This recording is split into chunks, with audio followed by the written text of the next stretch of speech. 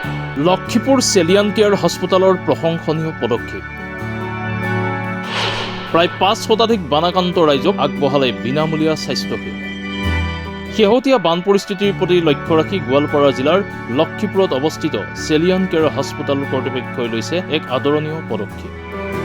ৰাজ্যৰ বান পৰিস্থিতিৰ কিছু পৰিমাণে উন্নত হৈছে যদিও বানপীড়িত অঞ্চলত এতিয়াও আছে বানৰ বিভীষিকা। বানৰ পাছত এতিয়া দেখা দিছে বানাক্ৰান্ত ৰাইজৰ মাজত বিভিন্ন ৰোগে। বানাক্ৰান্ত ৰাইজে বিভিন্ন ৰোগত ভুগিছে যদিও যাব পৰা নাই চিকিৎসালয়। বানপীড়িত ৰাইজৰ স্বাস্থ্যৰ প্ৰতি লক্ষ্য ৰাখি দেওবাৰে বানত ক্ষতিগ্ৰস্ত হোৱা মেচেৰভিটাৰ গাঁৱত লক্ষীপুৰ চেলিয়ান কেয়াৰ হস্পিটেলৰ উদ্যোগত অনুষ্ঠিত হয় বিনামূলীয়া স্বাস্থ্য শিবিৰ। উক্ত শিবিৰত অভিজ্ঞ চিকিৎসকৰ দ্বাৰা বানপীড়িত অঞ্চলটোৰ প্ৰায় ৫ শতাধিক পুৰুষ, মহিলা, বৃদ্ধ, শিশুৰ স্বাস্থ্য পৰীক্ষা কৰি বিনামূলীয়াকৈ ঔষধ বিতৰণ কৰা হয়। এনে জটিল সময়ত লক্ষীপুৰ চেলিয়ান কেয়াৰ হস্পিটেলৰ এনে পদক্ষেপক আদৰণি জনোৱাৰ লগতে শলাগ লৈছে সচেতন তথা বানাক্ৰান্ত ৰাইজে। হস্পিটেলখনৰ কৰ্তৃপক্ষলৈ অশেষ ধন্যবাদ। এই দুৰ্যোগৰ সময়ত তেখেতৰ পৰা যি আমি সহায় সহযোগিতা আজি পালোঁ, এই অঞ্চলৰ ৰাইজে তাৰ কাৰণে কৃতজ্ঞ হৈছোঁ আমি।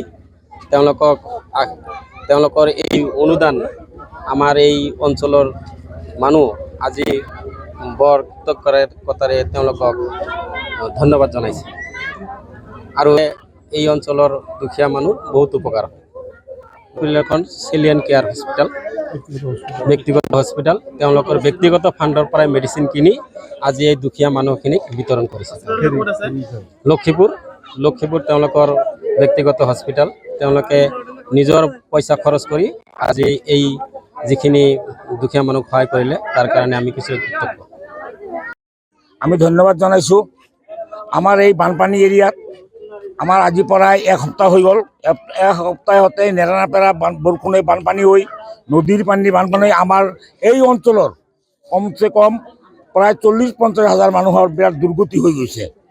আৰু এই দুৰ্গতিত মানুহে ঔষধ পাতি ডাক্তৰৰ ওচৰত যাব নোৱাৰা হৈছে। তাৰপাছত আমাৰ এই অঞ্চলৰে আমাৰ এজন নাম কৰা মানুহ আছিল, আমাৰ আলহাজ মৌলানা আব্দুল বাৰিক।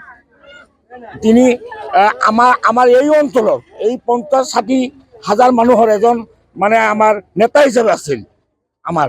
আৰু তেখেতে আমাৰ সদায় আমাৰ ভাল কামনা কৰিছে। আৰু তেখেতৰ ল'ৰা সুযোগ্য সন্তান আমাৰ ৰিটায়াৰ্ড BDO লক্ষীপুৰ ব্লকৰ আব্দুল মজিদ চাহাব, তেখেতে লক্ষীপুৰত এখন চেলিয়ান কেয়াৰ হস্পিটেল ষ্টাৰ্ট কৰিছে।